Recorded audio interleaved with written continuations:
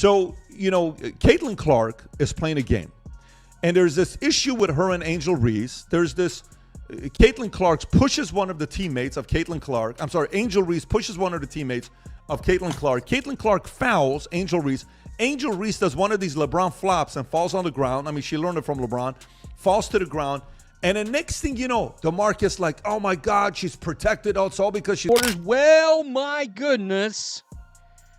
Angel Reese is getting absolutely obliterated today for all kinds of reasons. Obviously, we're going to look at the backlash because now people are just flat calling it like they sees it.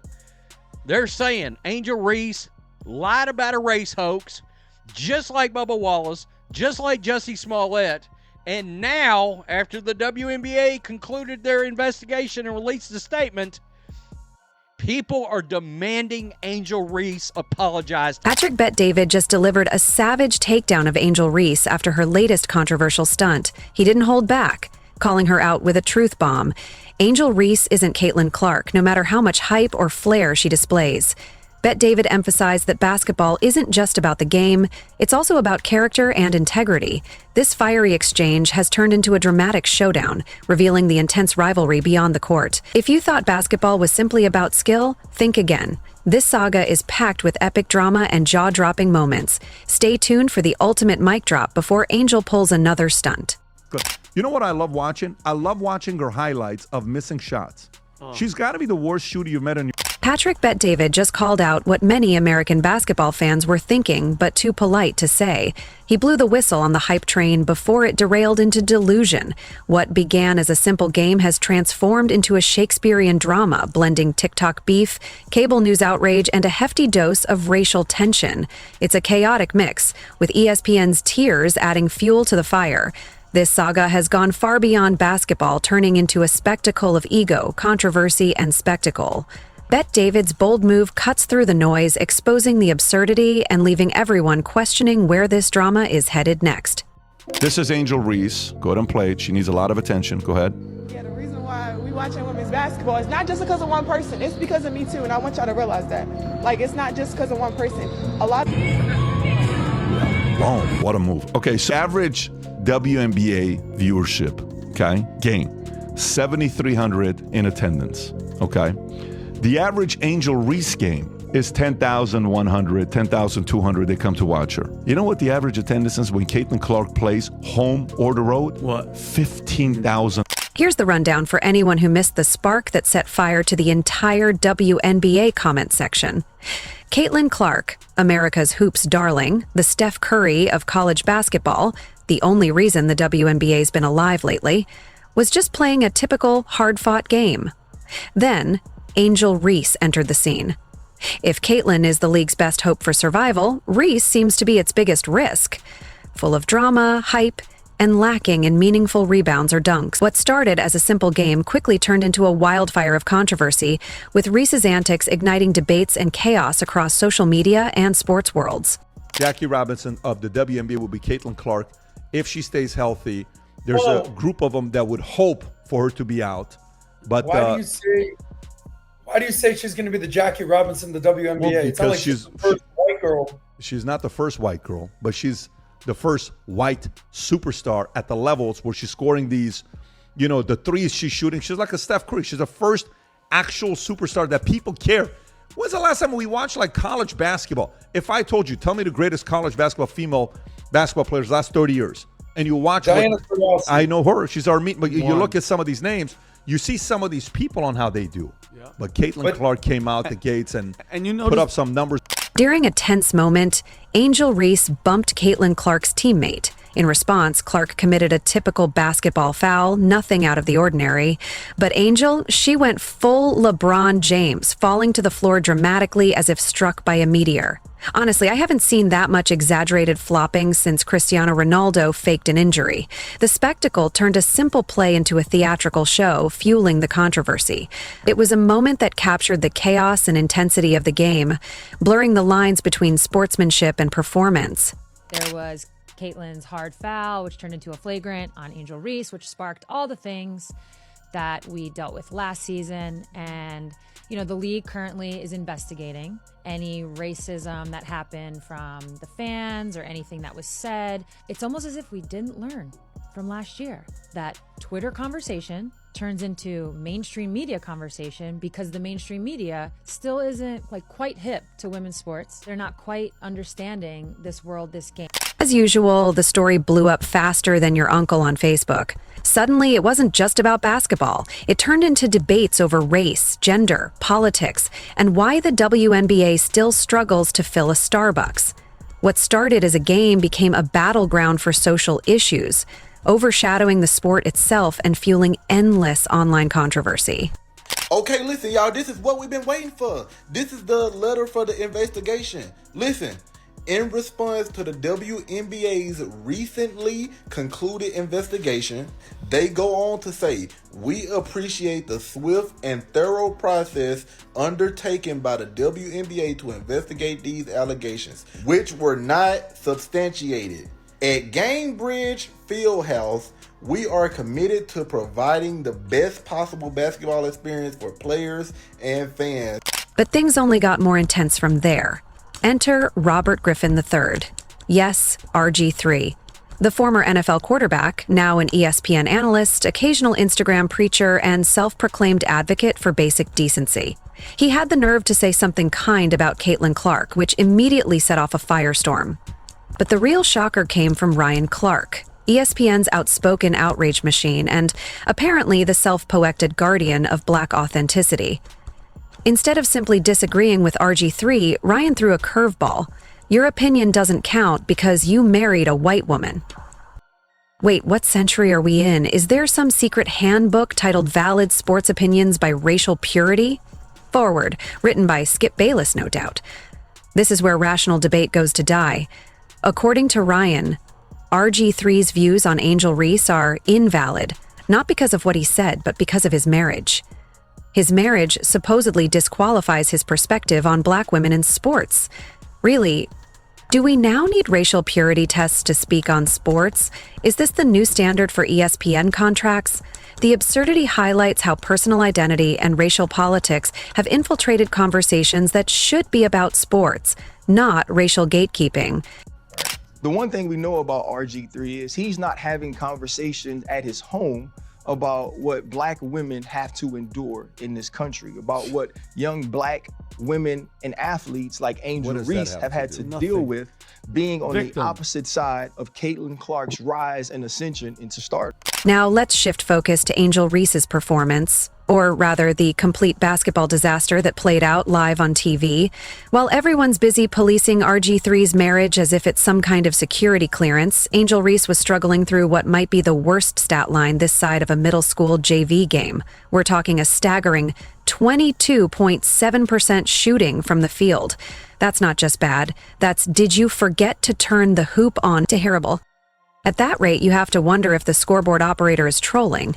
It's the kind of shooting percentage that makes you question if she's even trying to score or if defenders just need to stare at her long enough to believe in gravity. Yet, amidst this statistical meltdown, we're expected to pretend it's empowering to criticize the rookie who's helping boost TV ratings out of the depths of the Mariana Trench. Caitlin Clark is setting records, while Angel Reese seems to be breaking backboards with bricks. But dare to mention that, and suddenly you're met with a lecture about vibes, energy, and sisterhood. Apparently, field goal percentage has become some social construct that no longer matters. Because you're doing exactly what LeBron is doing, so. Bench. Cardoso with the miss. Angel Reese picks it up, what she's good at. Getting another offensive rebound. She says, give me that. How about another? Persistence trying to pay off. Jones gets a piece. Angel Reese won't give up. Jones with another block. Amidst all this chaos, Caitlin Clark remains in the eye of the storm, shattering records, absorbing elbows, and somehow getting blamed for the WNBA not being 100 years ahead of its time. It's almost surreal. But hold on, because there's more. Enter Brittany Griner, fresh from international headlines and straight into the controversy. During a game against Clark's team, she reportedly said, at least according to some, "It's very disruptive that people are watching us." Yes, you read that right. Brittany Griner, a professional athlete, is annoyed that fans are tuning in to watch her play. Honestly, someone needs to give her a break. She just wants to enjoy her game, maybe check her emails mid-quarter, sip a matcha latte, or shoot a free throw without being watched like she's there to perform for the crowd's entertainment. Grinner also claimed that WNBA games used to be a sacred space, a place where she could bring a laptop and relax. Basically, a WNBA game was like a co-working spot. But now, with Caitlin Clark's rising popularity, the stands are filled with actual spectators, noise, and energy. Completely unacceptable in her eyes. It's a bizarre clash of expectations. Sports as entertainment versus her peaceful workspace. This is from Britney. Every time we play her, there's this commotion, like this loud rumbling from the stands. Turns out it's people, thousands of them, just sitting there, watching on purpose. It's very disruptive. It's called a freaking game that they pay you money to play. Don't play the game. I hate to be the one to say it, Brittany, but if you really don't want people watching you play basketball, there's a simple solution. Don't play professional basketball. That seems like the bare minimum. Will occasionally be viewed by humans, right? This isn't your cousin's casual pickup game at the YMCA. There are cameras, fans, tickets sold, and an audience expecting entertainment. That's the whole point of professional sports. And that's where Patrick Bet-David comes in, like the last sane voice in a room full of toddlers wielding Twitter accounts. While WNBA execs nervously clutch their sponsorship deals and team owners stress-eat kale chips, PPD steps up and drops truth bombs that everyone in a suit has been whispering into their oat lattes for months. This is a clown show, and the ringmasters are wearing jerseys. Then came the stat that hits hard. Angel Reese's field goal percentage, 22.7%. Yes, 22.7. That's not just bad. That's, are you sure you're shooting at the right hoop? Bad. It's, is your shot chart sponsored by Airballs? Bad. It's, we'll need a calculator, a therapist, and maybe an exorcist? Bad. The honesty cuts through the chaos, exposing the real state of the game and the absurd expectations placed on these athletes. It's a stark reminder that if you want the spotlight, you better be ready to perform, and not just complain about the glare. Voiced frustration in a recent interview, claiming that Caitlin Clark is ruining what used to make the WNBA great. Wait for this. Empty stands? Tom, let me just... go ahead, I'm so mad. WNBA games used to be a chill, quiet place. You could bring your laptop and relax, maybe even get a little work done. But now, it's like there's a large gathering of people watching us from the stands. Some of them are yelling crazy shit about what they're seeing, putting unfair pressure on... To put that into perspective, if you spun around 3 times, put on a blindfold, and chucked the ball over your shoulder while doing the Macarena in Crocs, you might still shoot better than Angel Reese's 22.7% field goal percentage. If accuracy were a crime, Reese would be getting a Lifetime Achievement Award for not committing it. Meanwhile, Caitlin Clark is out here generating revenue, filling seats and sparking national conversations, while her colleagues are busy rage tweeting, whining about attention, and shooting like they're allergic to the rim. This isn't just a league issue. It's a logic issue. Not because they're rooting against Clark, but because now we'll see if the WNBA can stay afloat without the one player everyone's watching. Spoiler, it won't. The WNBA without Clark is like The Office without Michael Scott. Still technically running, but everyone's wondering why. Meanwhile, Reese is demanding respect like it comes with the jersey. Look, I get it, you want your flowers. But maybe, just maybe, you should score more than 2 field goals before demanding the Garden Center at Home Depot. And then there's that other little gem. Caitlin Clark once said, I want to say I've earned everything I have, but as a white person, I have privilege. Instead of a slow clap, she got thrown under the bus and backed over twice. It's time to recognize that skill and effort matter more than the color of your jersey or skin. Basically, I'm going off of skill, for my opinion. And I'm not gonna lie to you, this woman actually worked out in the off season. This woman was only concerned about press and her podcast. You could tell who put in the work in the off season. I'm not saying it for nothing else besides... Because the real crime isn't being great. It's being great while white in a league that's now treating racial tension like it's part of the playbook. Let's be real, Caitlin Clark didn't just bring fans. She brought revenue, TV deals, and relevance. Instead of celebrating her impact, some WNBA players act like she's gentrifying their gym. Brittany Griner calls the atmosphere toxic. Ryan Clark says RG3 isn't black enough to speak. Jamel Hill compares Angel Reese to Michael Jordan, while half of Twitter claims praise for Clark is colonialism. Here's the truth. If Caitlin Clark were mediocre and quiet, she'd be loved. If Angel Reese scored 40-point triple-doubles every game, no one would care how loud she is. Instead, what we see is a league allergic to growth, players allergic to humility, and a fan base more divided than a Thanksgiving dinner after someone says, "Let's talk politics." Patrick Bet-David said what needed to be said. Angel Reese is not Caitlin Clark. And more importantly, Angel Reese is not Michael Jordan. She's not even Dennis Rodman without the rebounding. Until Reese realizes the league owes her nothing and fans don't tune in to see victimhood in a headband, nothing will change. Want the WNBA to thrive? Then work. Let your game do the talking louder than your Twitter feed. Earn your headlines through performance, not hashtags or controversy. Growth in any league comes from effort, humility, and respect, none of which are served by endless drama or superficial debates. The game will only elevate when players focus on their craft and let their skills do the speaking. You called her garbage compared to Caitlin Clark. Yes. Okay. Yes. Explain. Listen, man, and again, I will emphasize this every day of the week, twice on Sunday. I love my people. I love black people. Mwah, mwah, mwah, mwah. But I think sometimes we do play the race card too much, or when it's not necessary, because everybody's trying to make this about a, come on, black man, protect the sisters, brother. This ain't racial. This is about sports. And regarding the Caitlin Clark privilege narrative, she's earned every bit of her success, including the envy from players who prefer throwing shade over making shots that count. Here's your call to action. If you're still watching, hit that like button before Angel Reese misses another layup and blames it on systemic injustice.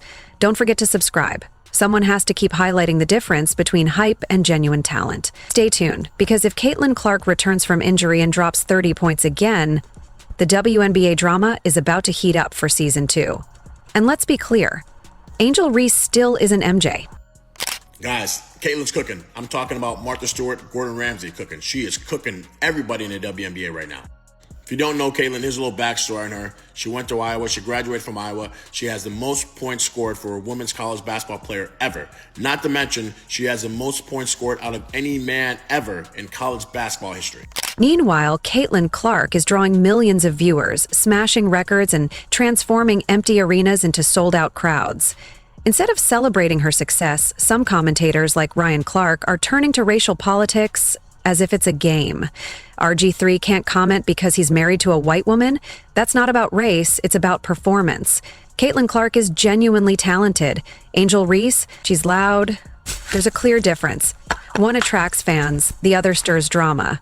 If the WNBA thinks it can grow by fueling controversy while ignoring real talent, they're making a mistake that could lead to financial decline and Twitter outrage. The league has a golden opportunity to elevate the game, but they're wasting it with this nonsense. Want equality? Earn it. Want respect? Play with integrity. Otherwise, don't be surprised when Caitlin Clark continues to get the love, while Angel Reese remains on the bench. If you enjoyed leaving a like and subscribing, more videos are on the screen now.